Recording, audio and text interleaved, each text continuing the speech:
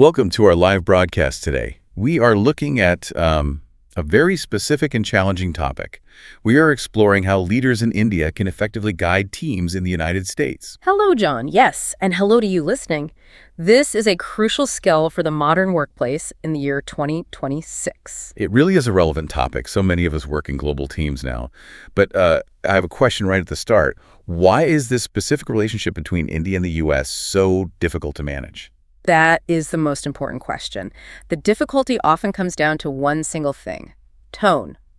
When you are a leader, your tone carries a message. It tells your team how you feel about them and the work. What kind of message does tone send? Well, let us look at the expectations. United States teams usually expect clear instructions. They want clear feedback. Yeah. And they want clear ownership of their tasks. They value speed and directness. Right, that makes sense for that culture. Yes. However, many Indian leaders have a different natural style. They often prefer polite, indirect language. They do this to maintain harmony in the relationship. I understand. So the intention is actually very good. The Indian leader just wants to be polite and respectful. Exactly. The intention is positive. But here's the problem. If the tone is too soft, the U.S. team might misunderstand. They might ignore a deadline because it did not sound urgent. Or they might think the leader is not serious about the project. Precisely. They might think the leader is unsure. But what happens if the leader tries to change? What if they try to be very strong? That is the other side of the risk. If an Indian leader copies the U.S. style perfectly, they might sound too strong to their own colleagues back home. Their Indian colleagues might feel the leader is being harsh or rude. It is a difficult balance. So it sounds like a trap. If you are too soft, you lose clarity with the Americans. If you're too strong, you lose respect with your own culture. It can certainly feel like a trap, but there is a solution. Today, we're going to introduce a concept called softened directness. It is a middle path. Softened directness. I like the sound of that. It ensures clarity without losing respect.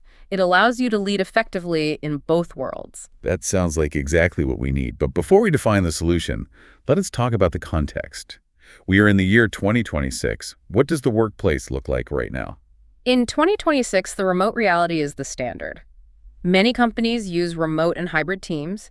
We have teams in India working with teams in the U.S. every single day. This is the new normal. And that means we are dealing with time zones. Yes, time zones are a big factor. But also, we have a lack of face-to-face interaction. When you are on a video call or sending an email, there is no space for reading between the lines. You cannot see body language easily. No, you cannot feel the mood in the room. So communication must be explicit. You cannot rely on feelings or guesses. Correct.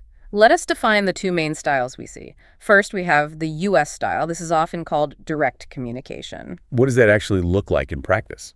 It means saying exactly what is wanted or saying exactly what is wrong. It is very straightforward. In the U.S., being direct is seen as being professional. It shows you value the other person's time. And the other style? The Indian style is often characterized as indirect communication. This involves using hints or using silence to avoid conflict. Especially with managers, right? Yes, especially true when speaking with managers or people in higher positions. In this style, being indirect is seen as being respectful. I can see how those two styles would clash. It is a true collision of values. They do clash. A U.S. team member might see that indirect style as weak. They might think the leader is unclear or unsure. On the other hand, an Indian team member might see directness as insensitive or aggressive. So everyone feels a little uncomfortable. They do, but there's a universal need here. Everyone, no matter where they're from, wants a leader who is clear and fair. That is true in every single country. So the goal is not just to copy the U.S. behavior. We do not want to become someone else. No. The goal is adaptation. We want to adapt our communication so the message is understood, but the relationship stays strong. We want to bridge the gap. This brings us back to that term you used earlier, softened directness. Can you explain exactly what that means? Certainly. Softened directness means being absolutely clear about accountability and deadlines. You do not hide the facts. However, you use warm language and a respectful tone to deliver those facts. Could you give me a comparison? I want to hear the difference between the old way and this new way. Of course. Imagine you need a team to do something. A mistake would be using a vague phrase like, maybe we can do this. When you actually mean, we must do this. Correct. The word maybe is confusing to a U.S. listener. Instead, with softened directness, you keep the direct content. You say what must be done, but you add polite signals. Polite signals. That sounds like a useful tool. Can we walk through some specific examples? I think you listening at home will learn best when hearing real scenarios. That is a wonderful idea. Let us look at specific leadership situations. The first one is setting deadlines. This is where many conflicts happen. Okay. Let us say I am a leader. I need something finished quickly. The old way might be to say, please finish this as soon as possible. And that is a big problem. As soon as possible, or ASC, means nothing. It is far too vague. In the US, that might mean next week. To you, it might mean tonight. The phrase creates anxiety because the expectation is not clear. So how do I use softened directness in this situation? You would use a specific time. You say, I need this by Tuesday at 5 p.m. your time. That is very clear. But is it too direct? It sounds a little demanding. Not if you add the softener. The softener is the why. You explain why the deadline matters to the wider team. Ah, I see. For example, I need this by Tuesday at 5 p.m. your time because the client is reviewing it on Wednesday morning. The why makes it polite. It shows respect for the team's understanding. It treats them like partners, not just workers. Exactly. It gives them context. Let us look at the second scenario, asking for status updates. This is very common. Sometimes work is late.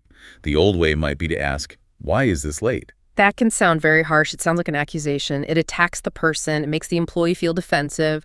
And when people are defensive, they stop communicating. So what is the better way? How do we ask without attacking? Try this. I do not see the update yet. What is the status today? I like that. It is neutral. Yes. It focuses on the work, not the person.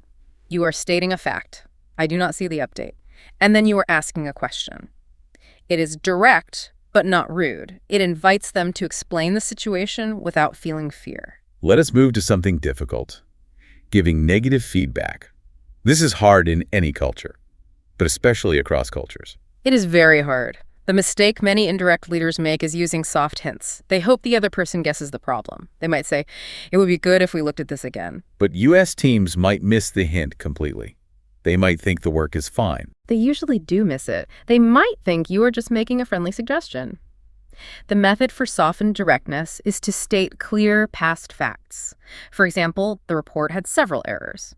And then, how do we soften that? You state what is needed next time. Next time, please use the spell check before sending. You are clear about the error, but you are helping them improve. You are looking forward, not backward. That is very helpful. It turns the criticism into coaching. What about saying no? Oh, the word no. This is perhaps the hardest word.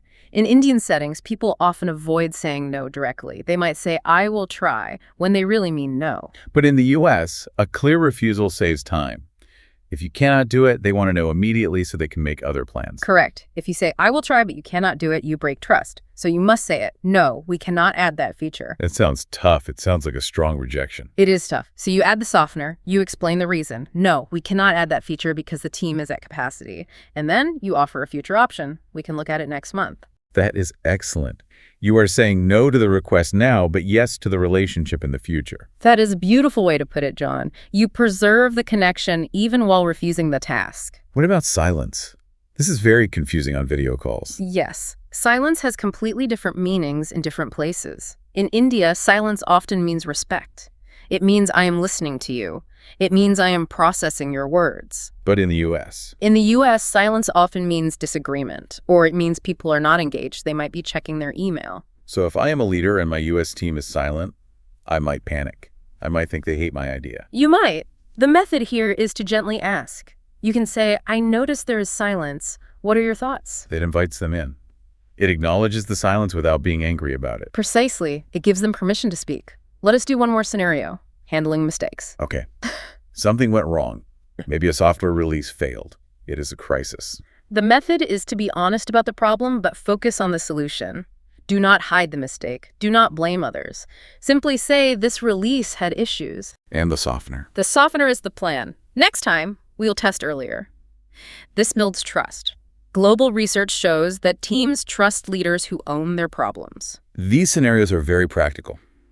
It really shows that you can be strong and kind at the same exact time. That is the essence of it. Leadership is not about dominance. It is about clarity and support. And I think this applies to everyone, not just leaders in India. We can all be better at this. I agree completely. Clear communication is a gift we give to our colleagues. It reduces stress and improves results. We have covered a lot of ground today. We talked about tone, cultural styles, and specific scripts we can use. Yes, we have. It is a lot to process. I think it is time to bring it all together. Please guide us. I will summarize what we have discussed today. I will speak slowly so you can really absorb the main points. Today, we learned that leadership requires balancing clarity with respect. While U.S. teams prefer directness, Indian teams often value harmony, so leaders must use softened directness to bridge this gap. This means giving clear instructions and deadlines while maintaining a warm, supportive tone. By avoiding vague language and focusing on solutions, you can build trust and understanding across cultures. Thank you. That was a perfect summary. Now I think it is time for our vocabulary word tour. I am ready. We have 10 key words from our lesson today. These are words you will hear often in international business. I will give the word, you give the definition, and I will give an example sentence. Let us begin. The first word is accountability. Accountability means having responsibility for the result in the process. Here's the example. You have full accountability for this project. The second word is nuance. Nuance refers to small but important differences in tone or meaning. Example. There is a nuance between being honest and being too blunt. The third word is directness. Directness is the quality of saying what you think in clear, simple language. Example. I appreciate your directness during the meeting. The fourth word is expectation. Expectation is what you think will happen or what you require from others. Example. My expectation is that the report is ready every Monday. Next, we have clarity. Clarity is the quality of being easy to understand. Example. Let me rewrite this email for clarity. Number 6 is feedback. Feedback is information about performance, which can be both positive and negative. Example. She gave me helpful feedback on my presentation. The next word is hierarchy. Hierarchy describes how power and levels are organized inside a company. Example. Indian workplaces often have a stronger hierarchy than U.S. workplaces. Number 8 is engagement. Engagement means how involved and interested people are in their work. Example. We noticed higher engagement when the goals were clear. The ninth word is autonomy. Autonomy is the freedom to make decisions and manage your own work. Example. U.S. professionals often expect more autonomy in their daily tasks. And our final word is alignment. Alignment means when people share the same goals and direction. Example. We need to check our alignment before starting the next phase. That was a great review of the vocabulary. It certainly was. These words are essential for anyone working in a global team. That's it for today. Remember, every minute you spend listening is a step closer to fluency. If you enjoyed this lesson, please subscribe and join our learning community. Before you go, I have a challenge for you. Write one new word you learned today in the comment field below. I will see you at our next episode at SteadyStep English.